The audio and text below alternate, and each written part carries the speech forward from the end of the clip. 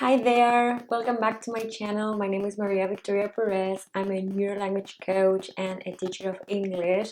And in this video, I wanted to share with you some fantastic tips on how to study smarter and not harder.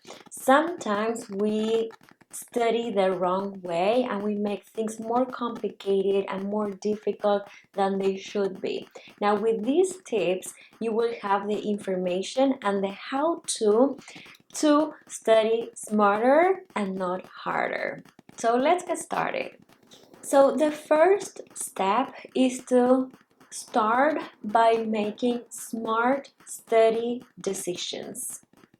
I like to call them as one-time decisions, which basically what that means is that you make the decision once and then you follow through, you stick to it.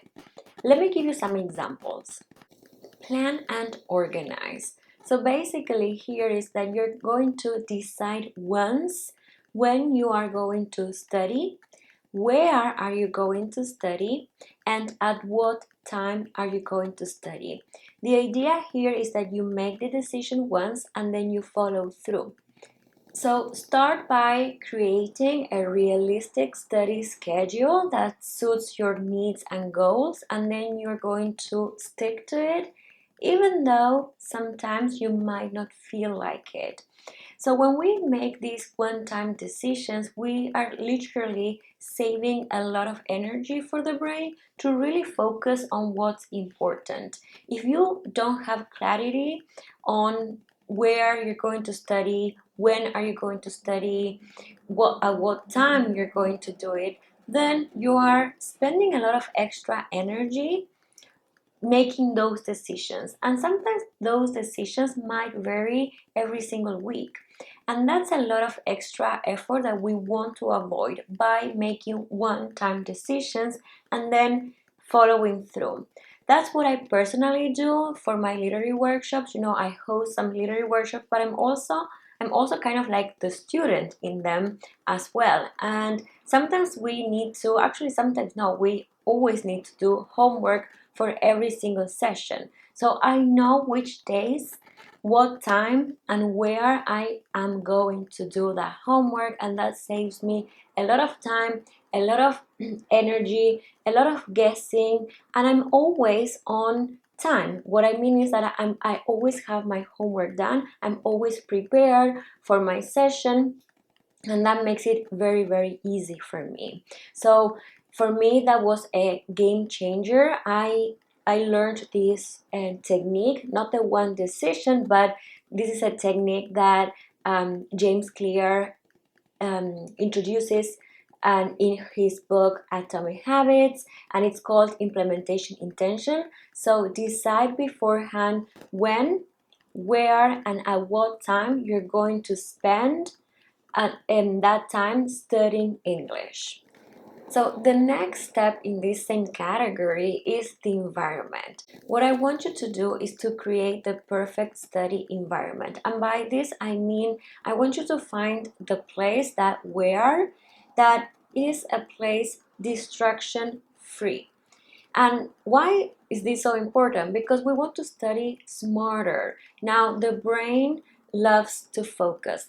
The brain is a lot more productive and efficient when we are not dividing its attention. And if we receive a lot of distractions from the external world, then our brain is going to be switching attentions towards the distractions, toward the material, and it's going to be more difficult, yes, for the brain and for you. So this is the next one-time decision. Create the perfect study environment for you. In my case, as I mentioned before, that I use this strategy for my conversation and literary workshops. I mean, to do the homework, the training that we have for every week, I go to a coffee shop. For me, that works really well because I have fewer distractions and I know that I have a time limit that I can stay there. So that creates a sense of urgency, which helps me focus even more and be more productive. But again, you can explore this for yourself. It could be in a coffee shop, in the kitchen, in your bedroom, or in the living room. That will depend. That is very personal. So that is the second step of these one-time decisions. So why are these one-time decisions key in the process of studying smarter and not harder? Well, from the neuroscience perspective, we know that the brain loves habits. The brain loves certainty, autonomy, and patterns. So when we develop these routines that we thought once and then we follow through, the brain knows what to expect. It becomes a habit. You are not wasting more energy also in thinking about, okay, when should I study this week? When I'm going to be able to do the homework? You have a designated time slot in your schedule that goes towards English. And that's one of the best things that you can do if you want to have consistency and study smarter and not harder. The next strategy to study smarter and not harder is to now leverage techniques that are brain friendly practices to learn English. So use effective study techniques. Try out the Pomodoro technique. Here, the Pomodoro technique is like you set a timer for 25 minutes of deep focus, no distractions, like I mentioned before, and then you take a break of 5 minutes to decompress, and then you go back to a 25-minute study session to do whatever you have to do. That can be one technique that you can use to divide the time and to really make sure that you are giving your all to focus. Now, in the activities that you can do, try summarizing, creating concept maps. Also, it's very useful and effective to talk about what you have learned. If you're alone, because this is a study session, maybe you can write in a way like if you were teaching that to someone, but in a written form. The most important thing is that you can try different types of exercises that are really meaningful to you and that you can see that they are really doing something beneficial and that they are effective ways of learning or studying English. Another way of leveraging brain-friendly study techniques is by activating your memory. By this, I mean not just read, highlight, and be very passive in your consumption of the language, but also be the producer. You can create, like I said before, summaries, you can answer questions, you can engage with the material in a more active way so that you are activating your knowledge and using it. This is very effective for language learning. Another way is to practice retrieval.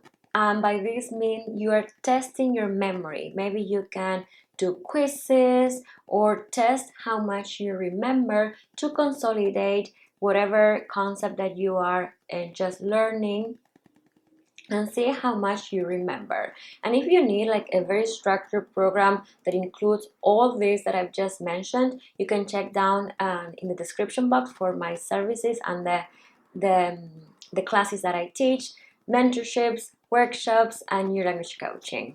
Another great way to leverage brain-friendly study techniques is to use the language as a tool. And by this, I mean not just learn about the language, like grammar, vocabulary, but also use it as a means of communication. For example, in my conversation and literary workshops, what we do is just this. We engage in a structured training, but we are using the language as a means of communication to learn about leadership, habits, neuroscience, any relevant for a professional and for a person who wants to do better in life and keep on growing. We take those topics and then we use English as the means to communicate and do the training. It's a time-saving way to develop the bilingual brain while we learn valuable information and skills for the professional. The next strategy to study smarter and not harder is to take care of your well-being. Sometimes we think of learning a new skill, as something completely detached or different from our day-to-day lives. But the truth is that we are like a whole being, and if we are not rested, if we are not eating the right foods, if we are not working out, chances are that we won't be as primed to learn English or any other skill as if we would. So my advice for you is to take into consideration your rest. As we mentioned before, organizing and planning is fundamental. And here maybe you can also include your rest. Are you sleeping enough? Are you eating the right foods? Are you taking time to work out? Pay attention to those things because that is going to also help you study smarter and not harder. And finally, set yourself up for success. And by this, I mean follow the first steps and also seek support, seek clarity. You can engage, you can sign up and to very well structured programs with a coach, with a teacher, with your peers that will support you along the way. You're not in this alone. You don't need to study and learn English alone. You can do it in a group full of other professionals who are as ambitious as you and who also have the same struggles as you. To be honest, we are in this all together, and we have the same obstacles. So being a member of a group, being a part of a group that has the same goals and ambitions is very powerful to walk along this journey in a more brain-friendly way. Yes, so that's another tip for you to set up yourself for success by seeking support and clarity. So in this video, we talked about one-time decisions. We talked about leveraging brain-friendly study techniques, taking care of our well-being, and setting ourselves up for success.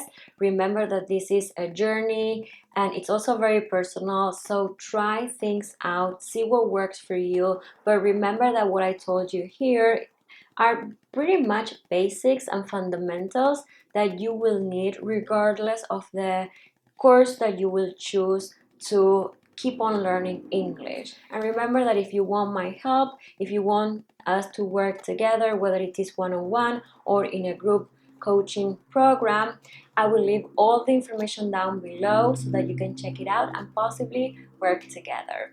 And if you like this video, please give it a thumbs up. Let us know what are your brain-friendly practices, or what hacks do you do to study smarter and not harder. Let us know because we can all learn from each other. And I think that's pretty much all that I wanted to share with you, and see you in the next one then. Bye bye.